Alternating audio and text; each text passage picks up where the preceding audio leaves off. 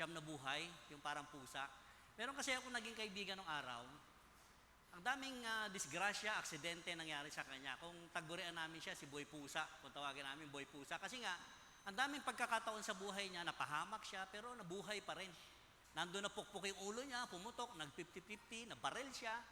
Ang hindi ko makakalimutan, nung minsan kami ay tumatawid sa isang highway, napakalakas ng ulan nun, medyo nagbaha ng konti.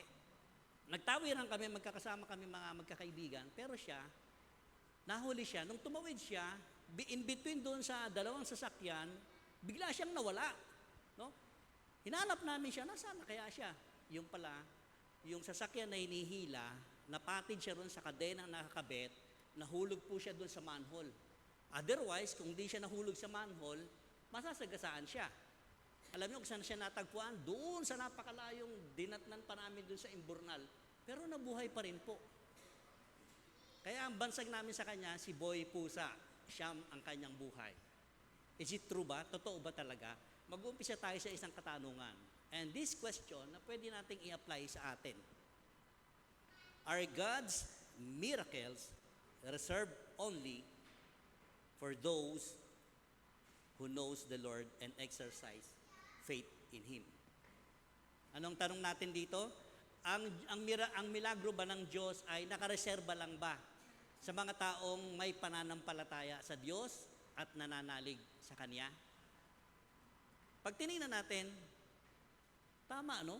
Tayo mga believers, sometimes we claim na tayo lang ang talagang ginagawa ng miracles ng Lord. Pero hindi po yun. Ang mensahe na pwede nating pagsalusaluhan ay pinamagatang Anonymous Providence. Anonymous Providence. Bakit? Anong ibig sabihin nito? Di ba kung minsan may mga, nakatanggap na ba kayo minsan ng parcel? Unknown name. Hindi mo alam kung sino yung nagpadala. Providence is, in biblical term, sinasabi rito, providence is God is taking care of you. Ang Diyos ang siyang nangangalaga sa bawat isa sa atin. Tayo pong lahat ay manalangin. Father, we thank you. Pinupuri ka namin at pinapasalamatan ka namin. Nawa o Diyos, patuloy mo kaming bigyan ng isang mensahe na pwede po namin kapulutan ng mas maliwanag na aral at pwede po namin magamit sa aming mga pang-araw-araw na buhay. Nawa patuloy kayo na mahayag, patuloy kayo na maitaas at ang inyong lingkod ay patuloy naman pong maibaba. Hiling namin na patuloy mo kaming patawarin, punuin, panakasin Lord, sa mensahe na kayo o Diyos ang siyang magiging tunay na guro. Prepare our hearts and mind na pwede kaming maging handa lagi na tumanggap ng isang pagpapala buhat po sa inyo. Salamat po, ito po yung samot dalangin namin sa pangalan mo lang, Panginoong Jesus. Amen. Another thing na titingnan natin, God is free in His sovereignty to show grace to any human being who neither knew Him nor believed Him. Ibig sabihin dito, ang Diyos na natin ang makapangyarihan, ang kanyang grasya, yung kanyang habag, ay para sa lahat na kanyang nilikha. Remember mga kapatid, sa Psalms 139, di ba? We are formed wonderfully, fearfully made by God. From the mother's womb, nandun pa lang tayo sa sinapupunan ng ating mga nanay, kilala na tayo ng Diyos. And so be it, pag tinignan natin to, talaga naman, ang Diyos, mahal na mahal niya ang kanyang siyang nilikha. But minsan, naririnig natin sa mga mananampalataya, mayroong tinatawag na exclusivity. Yung sinasabi natin, kami lang mga mananampalataya, ang ginagawa ng miracle ng Lord. Kami lang yung may mga provisions, kami lang yung may mga promise ang Diyos. How about the other? Na sinasabi nating unbelievers. Ganyan ba talaga tayo mag-categorize ng tao ngayon? Sa world natin, sa mundo ngayon, ang dami nating naririnig na ganyan. Ang tataas ng kanilang mga sa buhay nila dahil sila ro ay mananampalataya ni Kristo Jesus. Pero dito, pag tinignan natin, yung sovereignty ng Diyos, yung kanyang walang hanggang kapangyarihan ay para sa lahat ng nilikha. In John chapter 5, ito yung istorya ni Jesus at yung impotent man. In John chapter 5, in verse 1, ito yung senaryo. Ito yung maganda. Si John po ang sumulat, si Beloved. Ang sabi niya rito, sometime later, Jesus went up to Jerusalem for a feast of the Jews. Remember, yung mga Hudyo ng araw, marami silang piyesta. So yearly, meron silang 3 great feast. Yung meron silang malalaking piyesta. Hindi naman na-mention dito kung anong klaseng piyesta ito. But of course, yung mga ibang tao, kalalakihan ng Hudyo ng araw, from Galilea, no, Samaria, down to Jerusalem, umaaten sila. And remember that Jesus Christ, lagi siyang umaaten ng mga piyesta. Mismo si Panginoong Kristo, umaaten siya. Dito makikita natin, Jesus went to Jerusalem together with His disciples. Kasi may okasyon. The next verse.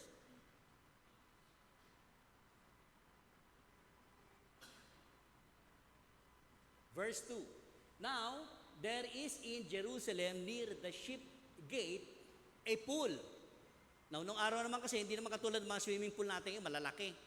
Dito, ang dinescribe na pool dito, which is in Aramaic, is called Bethesda. Yung lugar na yun, tinatawag lang Bethesda or Bethsaida sa ibang salin. Now, ang sabi rito, which is surrounded by 5 covered colonnades. Ibig sabihin, may mga posting malalaki. Ibig sabihin, naka-covered siya. Indoor itong pool na ito. Ano meron dito? The next verse. Ito yung maganda. Let's take a look at this. Here, a great number of disabled people used to lie, the blind, the lame, and the paralyzed. So pag tinignan natin ngayon sa istorya pala, makikita natin, ito palang lugar na to, pinamumugaran ito ng mga taong may mga kapansanan, may mga sakit. Higit sa lahat, makikita natin, paralitiko mga tao, meron dito. Ano yung sumunod? Sa ibang salin ng Biblia natin, hindi natin makikita yung verse 4. While on the other saling ng Biblia, merong verse 4. Yung verse 4 ang magpapatibay kung anong meron doon, senaryo, anong pangyayari meron doon. Ang sabi sa verse 4, waiting for the steering. Yung sabi doon, blind, the lame, and the paralyzed, waiting for the steering of the water. Kaya pala sila pinagkumpulan ng mga maraming may sakit doon sa pool, sa Bethesda, hinihintay nila na yung tubig pala ay kaukawin. Sabi rito, for an angel of the Lord went down at a certain seasons into the pool and stirred up the water. Ang dami po nag-aantay na yung anytime, yung tubig doon sa pool ay gakaukawin ng anghel ng Panginoon. Yun yung kanilang paniniwala at lahat sila, doon sila nakapokus sa pool. Bakit? Pag tinignan natin, the next verse. Whoever stepped in first after the stirring of the water was made well from whatever diseases that person had. Ayun naman pala talaga. On the other hand, si Jesus Christ, pwede naman siyang dumiretso na sa templo. Pero why Jesus Christ pumasok dito sa Bethesda sa pool? Makikita natin talaga, nag-uunahan talaga sila rito. Paano yung mga bulag? Paano yung paralyzed man? Paano siya makakatakbo, makakatalon doon sa pool? Maaring malapit na sila doon sa gilid ng pool. Para kung anytime na maano yung tubig, talunan sila doon. Pero wag ka, ang sinabi rito, ang sino mang unang tumalon, siya ang gagaling. Hindi sinabi, lahat sila tumalon, gagaling sila lahat. Kaya pala nag-uunahan sila doon kasi first come, first heal. The next verse. Sa verse 5, ito na yung mangyayari. One who was there had been an invalid or impotent man for 38 years. Wow! 38 years, mga kapatid, hindi isang biro ito. Paano kaya nakatagal itong impotent man na ito? 38 years, nandoon siya sa pool. And it was very strange, mga kapatid. Very strange. Kaya pala minsan nakakakita tayo ng mga, sinasabi natin, mga pulube, mga di ba? Ilang taon na kaya silang nandoon? Ilang taon na kaya silang nagmaasa sa palimos, no? Na hindi na sila halos naghahanap buhay sa buong buhay nila. Umaasa na lang sila doon. Because they have faith on their mind, gagaling sila isang araw. But how about this impotent man? 38 years. The next verse. Verse 6. Tingnan natin, I would like to pause here. When Jesus saw him lying there, si Jesus po ang nakakita, and learned that he had been in this condition for a long time, he asked him. Can we imagine na itong impotent man na ito, maliban doon sa marami nagkakakulong pula na marami may mga kapansanan, nakita ni Hesus Kristo, siguro nung nilapitan ni Hesus to, tinanong niya, ganda ng tanong ni Jesus Christ. Anong tanong ni Jesus Christ? Do you want to get well? Gusto mo bang gumaling?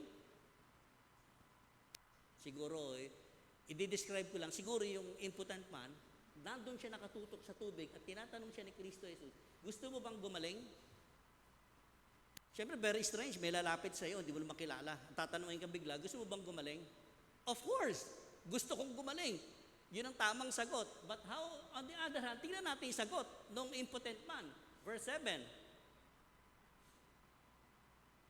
Sir, the invalid person answered, Sir, I have no one to help me into the pool when the water is stirred. Parang layo ng sagot ng impotent man, no? Dalawa lang ang pwede isagot dapat ng impotent man, yes or no. Pero sabi ko nga, pagka dinidescribe ko, siguro talaga nakapokus siya sa tubig, sir, walang mag-ano sa akin pagka itong tubig ay kinaukaw na, may nauuna na sa akin. Nakafocus siya doon kasi nandoon lahat yung kanilang pananampalataya na yun ang magpapagaling sa kanila. And pagka hinalukay niyo ito, maraming mga archaeologists, yung pool daw na ito, hindi naman talaga kinakaukaw daw ang anghel ng Panginoon There is someone streaming sa ilalim at biglang kukulo yun. Pag kumulo, nagiging warm yung water at sino mang tumalon doon, nakakawa ng kagalingan. Nung araw naman tayo, di ba, dapat ang dami natin mga ganyang pananampalataya. Remember, I always remember yung tatay ko. Nagpapasan siya ng krus. Dahil doon daw yung panata. Okay? Nung natapos na siya, ipapasa sa mga anak. At kapag natapos sa mga anak, ipapasa naman sa apo. So forth and so on. Why? Because we have faith. Meron tayong mga superstitions belief.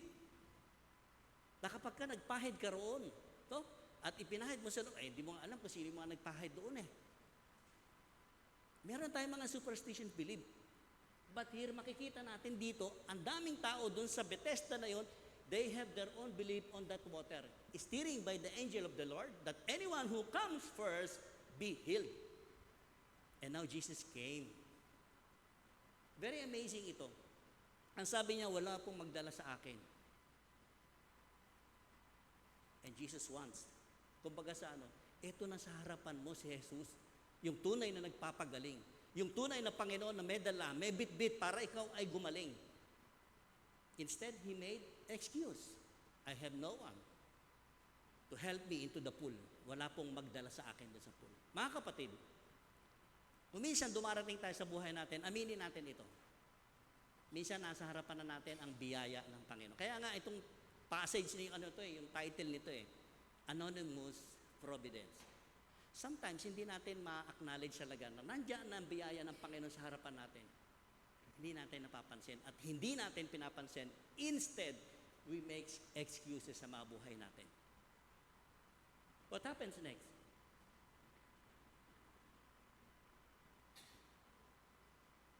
Then Jesus said to him,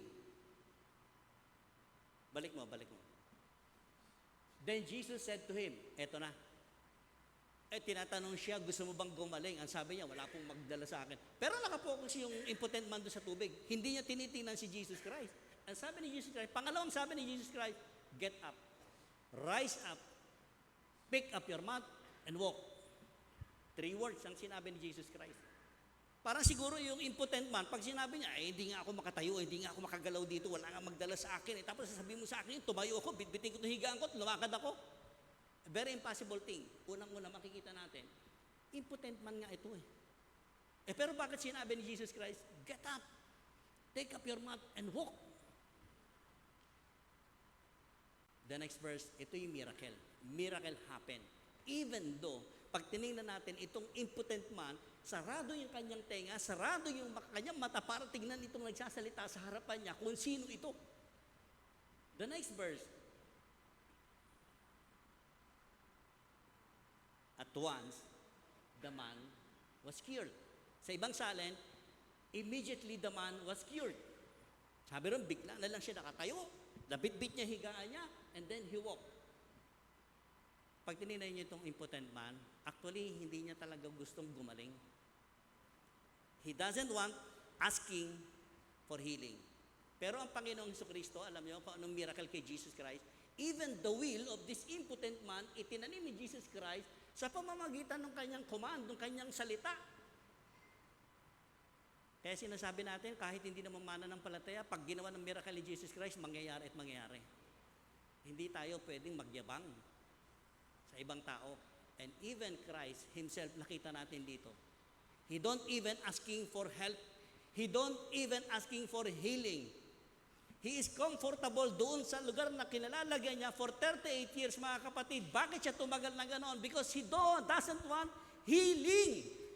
But one day, Jesus Christ saw him. Nakita siya ni Jesus Christ.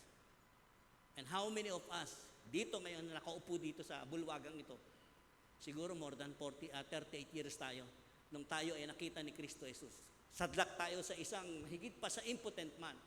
At sinabi sa atin, gusto mo bang gumaling? Gusto mo bang mabago ang buhay mo? Nevertheless, hindi natin pinapansin. We are looking for something matters to us, most matters to us, na hindi natin pinapansin si Jesus Christ. Hello, aminin natin mga kapatid.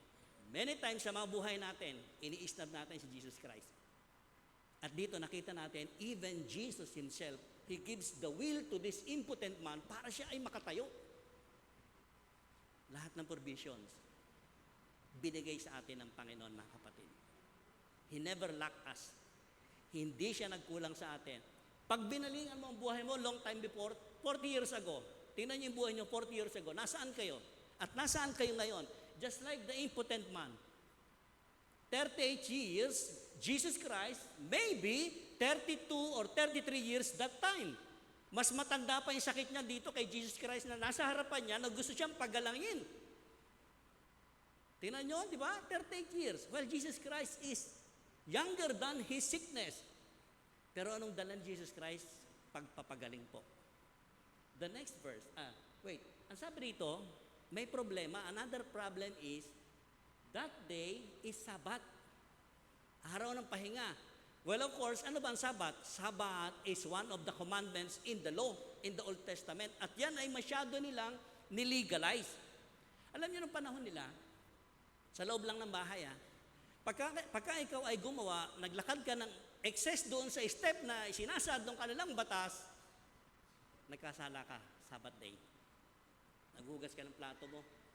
Naghugas ka ng plato na pinagkailan yung araw ng Sabbath. Forbidden sa kanila yan. Ganyan sila kahigpit. Sobrang legality ng kanilang batas na ipinatupad naman ng mga pariseyo, ng mga punong pare ng panahon nila. Kaya dito may problema. Ang tanong, sinadya pa talaga ni Jesus Christ na pagaling ito sa araw ng Sabat? In the whole chapter 5, pag binasa natin mga kapatid, napakalalim ng kanyang pagpipreach doon sa mga pariseyo that he himself, sinasabi niya, ako at ang Ama ay iisa. That's why galit na galit sa kanya mga pariseyo. Ang sabi ng mga pariseyo, in the end ng chapter na ito, pag binasa ninyo, mamaya basahin ninyo chapter 5, babatuhin ka namin, papatayin ka namin dahil hindi sa araw ng Sabat, kundi dahil ipinapantay mo ang sarili mo sa Diyos Ama. And Jesus Christ, bakit niya ginawa ito? Gustong merong ipakita ang Panginoon, not just only for the miracles of this impotent man, for those people around, lalo na yung mga pariseyo, yung mga punong pare. Hindi natakot ang Panginoong Jesus. Kaya sa ating lahat, pag gusto kang pagalingin ng Panginoong Kristo, kahit ayaw mo, pagagalingin ka ni Jesus Christ. Palakpakan natin si Panginoon. Hindi nakatanggi yung impotent man eh. Kahit na ayaw niya, kahit na hindi siya nakafocus din, nakatayo siya eh. O di ba, no, nakatayo naman siya, binitbit niya yung mat niya, pumunta siya sa loob ng templo, nawala yung focus niya rin sa tubig. Ito'y sumunod. The next verse, verse 9. At once, he was cured. Sabi doon, di ba? And he picked up his mat and walked. Next verse, verse 10. And so the Jewish leader said to the man who had been healed, nakita kasi nila itong impotent man eh. Tingnan nyo rito sa passage nito. Alam na mga Pariseo na itong impotent man, 38 years, nandun to sa Bethesda, sa pool. At ngayon nakita nila naglalakad sa loob ng templo. Anong sabi nila? It is the Sabbath. The law forbids you to carry your mat Instead na matuwa sila, anong sabi nila? Bawal yung ginawa mo, ba't dala-dala mo higaan mo? Ang daming tao ngayon sa totoo lang. Kapag nakakita sila ng ginawa ng milagro ng Panginoon yung kapwa nila, eto, parang ganito. Paano ka yumaman? Ba't yumaman ka? Saan ang galing yung yaman mo? Ba't ka nagkaganyan? Ang daming tanong. Instead na mag-rejoice sila, magpasalamat sila dahil nakita nila itong 38 years na may sakit, lumpo, walang kakayahan, naglalakad, dalay higaan. Kaya siya nagpunta ng templo para magpasalamat. Para magpasalamat siya. And the next verse, makita natin. Ito nakakainis dito sa taong pinagaling. But he replied, tingnan niyo yung reply ng taong pinagaling ni Jesus Christ. The man who had made me well said to me, pick up your mat and walk. Ano implication nito mga kapatid? Parang sinasabi nung impotent man, di ba? Huwag po akong imbestigahan ninyo. Yung taong nagsabi sa akin doon kanina na bitbiting ko, higaan ko at lumakad ako, pumunta ako dito sa templo. Di ba parang tayo? Punong-puno ng excuses tong tao na to. Bakit ganon yung lalaking ito? Bakit? Kasi natatakot siya na baka itiwalag siya sa templo. Kapag giging member nila ng pamilya nila. Ito yung whole story nito. Ganyan sila. Gumawa ka ng Sabat, bawal. Ititiwalag ka nila. Now, itong lalaking ito, playing safe siya. Ang sabi niya, ba't ako iniimbestigahan nyo? Di hanapin nyo yung nagsabi sa akin na bitbiting higaan ko at lumakad ako. Huwag ako imbestigahan ninyo. Ang dami natin mga ganyang ugali, mga kapatid. Yung mga tinatawag natin palusot. Naniniwala ba tayo? Nagpapalusot tayo minsan. Huling-huli ka na. Papalusot ka pa. The next verse.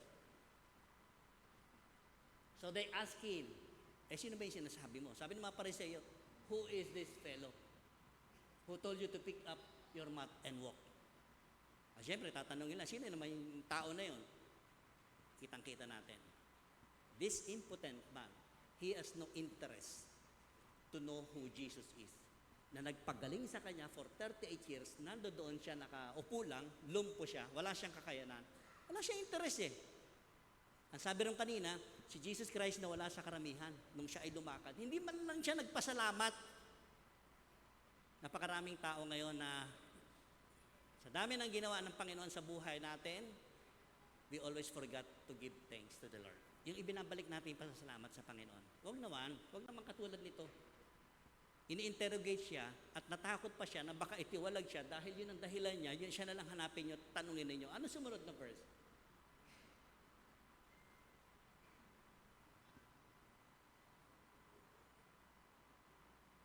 Tira nyo, ang sabi rito, the man, sabi ni John, yung nagsulat nito, the beloved, the man who was healed had no idea who it was. Nakakuha na ng kagalingan eh. Ano pang hahanapin niya? Hahanapin pa niya nagpagaling? Hindi na. Magaling na ako. Parang tayo, magaling na ako eh. Gumaling na siya eh. For Jesus had slipped away into the crowd that was there. Di ba lang niya hinabol? Sandali po, sino po ba kayo? Sana man lang ginanon niya. Tama, di ba? Tayo, pag kami kailangan tayo sa Panginoon, lapit tayo ng lapit. Pag nakuha natin yung kailangan natin o gusto natin, mostly gusto natin. Pag nakuha natin yung gusto natin, bye-bye Lord. Pagka ikaw ay nasa kagipitan, nasa isang bagay na ang sipag mo mag-serve sa Lord. And that is true. Pero pag wala ka ng pagsubok sa buhay mo, bye-bye Lord. Busy na ako sa trabaho ko eh. Busy ako sa ganito eh. And it matters to Jesus. Mahalaga ba sa Panginoon yun? Yes. Nauunawaan ka kapatid ng Panginoon. Never ever tayong hindi inunawa ng Panginoon sa situation natin. Alam niya kung gaano tayo katagal sa sitwasyon, sa circumstansya, sa trials ng buhay natin, sa kasakitan ng buhay natin, alam ng Panginoon yan. But what if pinagaling ka ng Panginoon? Did you ever think or twice in your head na sasabihin mo, Panginoon, salamat, pinagaling mo ako. Kalimitan, pag nakuha na natin yung gusto natin, we go like this impotent man. The next verse, nawala si Jesus eh. Later, again, tingnan natin, highlighted ko, later Jesus found him. Kita ninyo, si Jesus pa anak. Parang tinapik siya sa likod ni Jesus Christ. At the temple, ano sabi ni Jesus Christ? See, you are well again. So, ibig sabihin, hindi siya talaga inborn na ganon, impotent siya. May pangyayari sa buhay niya nung siya ay matino, siya ay normal pa ang buhay niya, nagkaroon siya ng invalid. Ang sabi rito, stop sinning or something worse may happen to you. Sometimes or many times sa buhay natin, ang resulta ng ating mga kapighatian, yung resulta ng ating mga kasakitan, kasalanan natin. And sometimes then, kaya tayo nagkasakit, hindi dahil sa kasalanan natin. Dalawa lang yan. Because Jesus Christ, sinasabi niya rito, ito yung pwedeng naging dahilan. And you know, mga kapatid, pagka ginawan ka ng miracle si Jesus Christ, pag ginawan tayo ng miracle, it doesn't mean that you are a believer or follower of Jesus Christ. Sabi ko kanina, kahit hindi mananampalataya, pwedeng gawa ng milagro ng Diyos. Even without faith. Lilinawin ko po sa inyo, ang point ko rito, kahit hindi mananampalataya ni Kristo Jesus, ginagawa niya ng miracles. Now, yung sinasabi nating salvation, saving by faith, faith is a prerequisite in order you to save. It is by grace, through faith in Christ, Jesus Christ. Yun yung kaibahan. Kaya maraming tao ginawan sila ng milagro ng Diyos. Hindi naman nila talaga kinilala si Jesus, who He is. Lord and Savior ba ng buhay talaga nila? Hindi Pwedeng gawan talaga ng Panginoon kahit sino. At dito makikita natin, ang sabi ni Jesus, magaling ka na ngayon, stop sinning. Kahit ginawan ka ng miracle ng Lord, kung mapupunta ka naman sa impyerno, pwedeng mangyari yun. Because you don't believe. In order to go to heaven, it is alone Jesus Christ ang kailangan natin, yung Lord and Savior natin, because He said, I am the way, the truth, and the life. Wala talagang ibang other way kundi si Jesus Christ lang. So in order to be saved, you need a faith.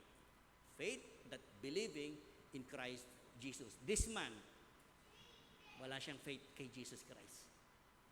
The next verse. Tingnan nyo, balik uli siya rin sa mga Pariseo. The man went away and told the Jewish, which means Jewish po, ito yung mga Pariseo, yung mga punong pare, leaders, that it was Jesus who had made him well. Ang sabi lang niya, ang pangalan po na nagpagaling sa akin, si Jesus. Si Jesus. Ganun lang, walang kalalim-lalim sa kanyang personalidad kung sino itong si Jesus. Di ba? Kita niya, sinesafe niya yung sarili niya, playing safe itong impotent man. Because he don't want, hindi niya gustong kunin yung responsibilidad kahit na Sabbath day, kahit itiwalag niyo ako, basta yung nagpagaling sa akin, yun yung Kristo Jesus. Yun yung Messiah, yun yung paparating na tagapagligtas ng mga Hudyo. Walang ganun walang acknowledgement. Hindi niya kinilala. Many times sa buhay natin, tayo mga magkakapatid sa Panginoon, totoo naman talaga itong pinag-aaralan natin Maraming beses po sa buhay natin, pagka niraway niyo yung buhay ninyo, bilangin niyo kung kailan kayo pinabayaan ng Diyos. Bilangin niyo rin kung gaano karami ang blessing sa inyo ng Lord. Si ano mo mas marami? Yung blessing o yung walang pagpapala sa Lord? Palakpakan natin ang Panginoon. Araw-araw pinagpapala tayo. Yung pagpunta lang natin dito this morning, pahirapan Ang daming struggle natin. Pagpunta lang dito sa umaga na to Sa totoo lang, hirap gumising. Pupunta ka rito, di ba? Second service na lang. Wala, hindi naman masama lahat yun. Kaya lang yung gusto kong ma-point nyo rito, yung desire ng puso natin, who Jesus is. Not only what He has done, no? Hindi lang yung ginagawa niya sa atin araw-araw sa buhay natin, but who Jesus is, personal sa buhay ng bawat isa sa atin. At kung minsan, tira-tira na nga lang binibigay natin panahon kay Panginoon Ayun, nakakalungkot minsan Kung minsan, tira-tira na lang talaga Kung ano yung free time natin, yun lang, pag free ako, pag free. Si Lord, hindi po tayo binigyan ng tira-tira. Ang binibigay sa atin ng Lord, full blessing. At hindi kanya pagkukulangin, sobra-sobra talaga ang bibigay sa atin ng Panginoon. Kaya papasalamatan natin lagi ang Panginoon. The next verse.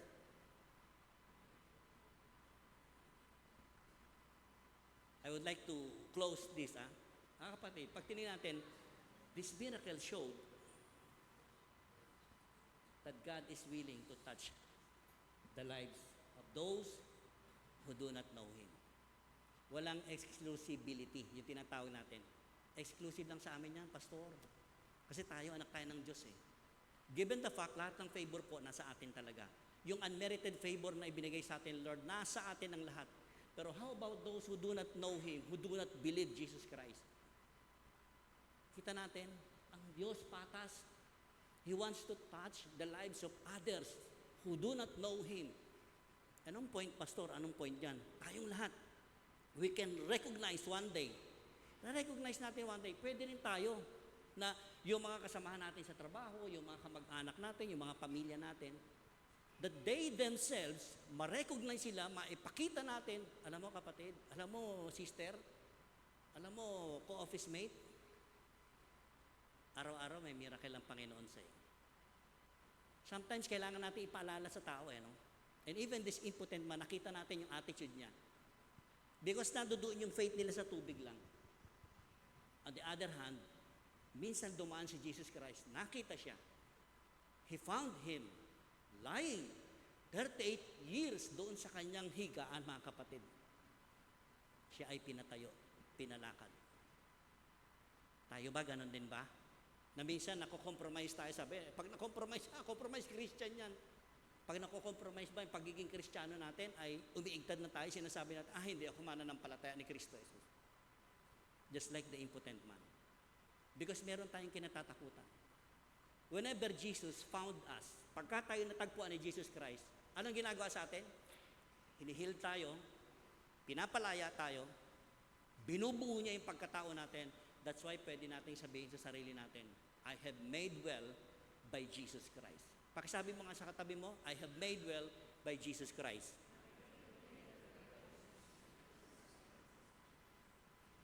Ilang beses ba tayo pinakialaman ni Kristo Jesus? How many times sa mga buhay natin na nakialam ang Panginoong Jesucristo? Many times. But many times din sa buhay natin, sasabihin natin kay Lord, Lord, hindi, kaya ko ito. Huwag mo munang pakialaman. Pag hindi mo na kaya, sasabihin mo, Lord, pakialaman mo na buhay ko. Kung sa una pa lang, sinabi mo kay Lord, Lord, pwede mong pakialaman ang buhay ko kasi hindi matino. Every time, sa umpisa, oo, sa gitna, pero sa bandang huli, still failed. Failed.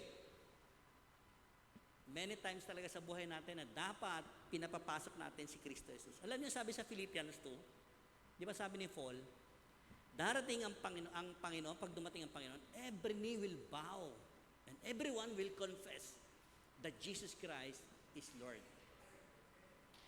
Jesus Christ is Lord, mga kapatid. Ang dami mga nagpo-post sa Facebook, di ba, dahil yung gera-gera. Ang lakas makapanakot.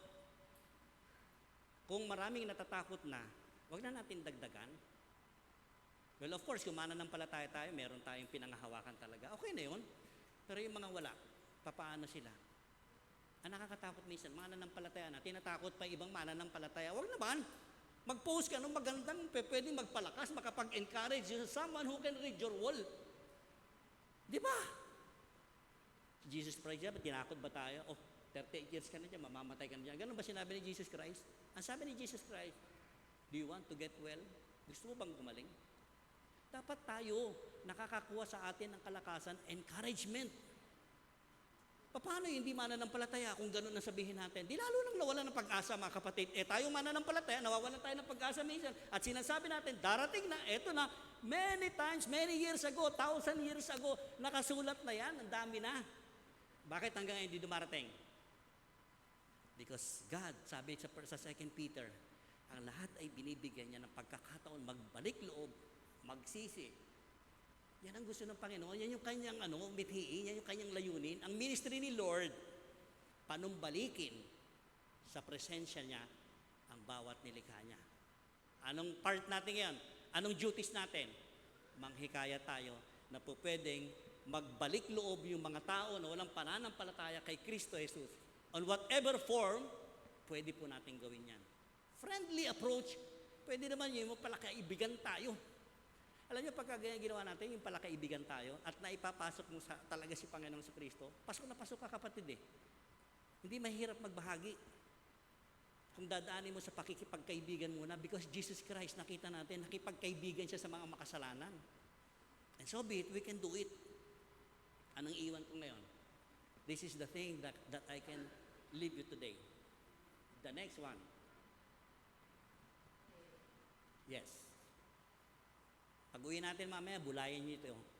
God is free in His sovereignty to show grace or mercy to any human being who neither knew Him or believe in Christ Jesus.